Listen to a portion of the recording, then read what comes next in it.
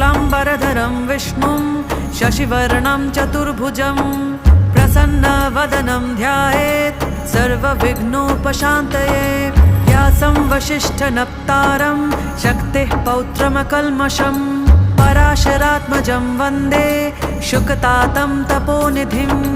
व्यासाय विष्णुरूपाय व्यासरूपाय विष्णवे नमो वै ब्रह्मनिधये वासिष्ठाय नमो नमः।